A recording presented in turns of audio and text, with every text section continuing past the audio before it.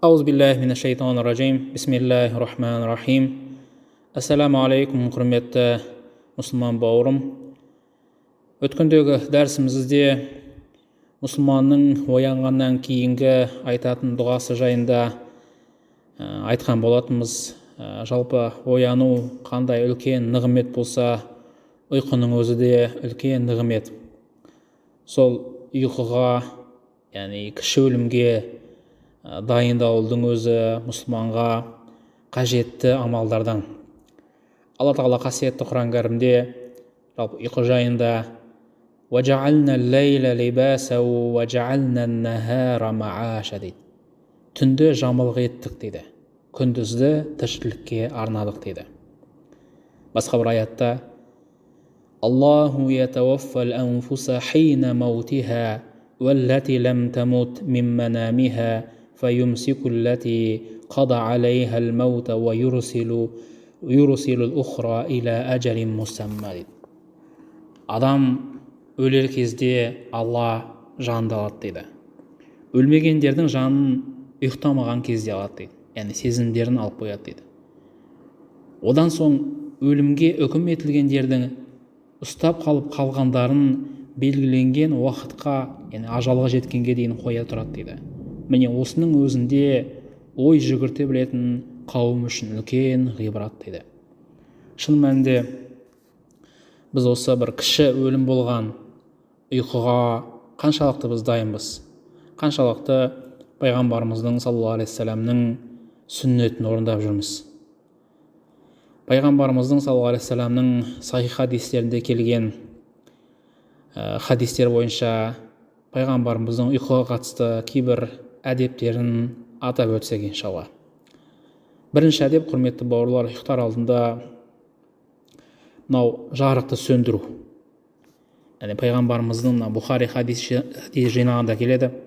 Пайғамбарымыз ұйықтар алдында мынау шамды өшірген жайында, тіпті мынау шамды өшіруді және есіктерді жабуды пайғамбарымыз әмір еткен.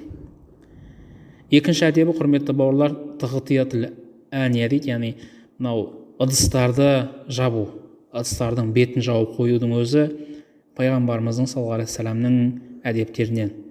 Пайғамбарымыздың бір хадисінде келеді, яғни әмір етіледі, яғни мынау ыдыстардың бетін жабыңдар дейді. Шын мәнінде мынау жаманшылық, ауру, сырқау дейді. Мынау беті жабылған ыдыстарды айналып өтеді деген секілді пайғамбарымыздың саллаллаху алейхи вассаламның хадисі бар. Сол секілді үшінші әдебі, құрметті бауырлар, мынау ұйықтар алдында дәретпен ұйықтау. Көбіміз осы пайғамбарымыздың әдебін ұмытамыз.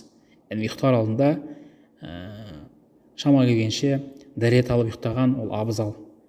Пайғамбарымыз хадисінде келеді: "Иза атайта маджаака фатавадда удуа лиссала" дейді. Яғни ұйықтар алдында дейді, намазға қалай дәрет алатын болсаң, солай дәрет алып жат дейді. Өйткені адамның таза жатуы, таза ұйықтауы, ол да бір ұйқысының қанып, ұйқысының бір берекелі болуына бірден бір жол. Сол секілді жаңа жоғарыда айттық қой, ұйқы деген ол бір кіші бір өлім.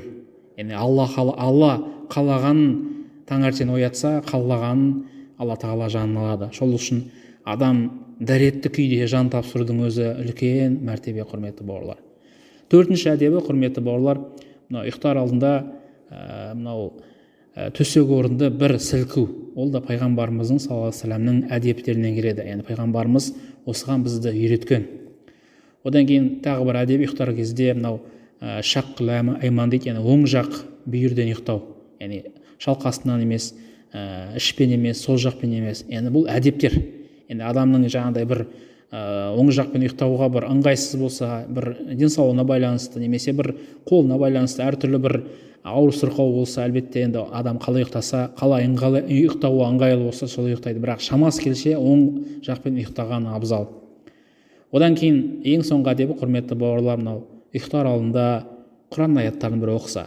Яғни Құран аяттарының ішінен Ықылас сүресін, Фалақ, Нас сүрелерін ұйықтап, бетін сипап, денесін сипап жататын болса, ол адамға иншалла ешқандай бір жаманшылық, ешқандай бір бәлекет жоламайды иншалла.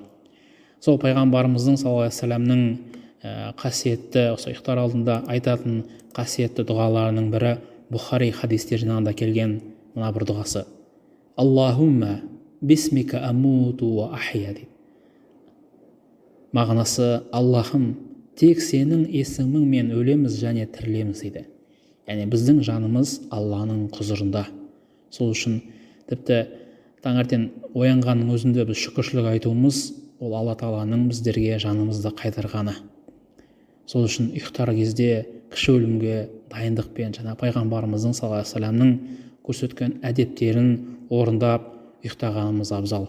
Алла Тағала түндерімізді Алла Тағала берекелі ете көр, түндерімізді тыныш ете көр.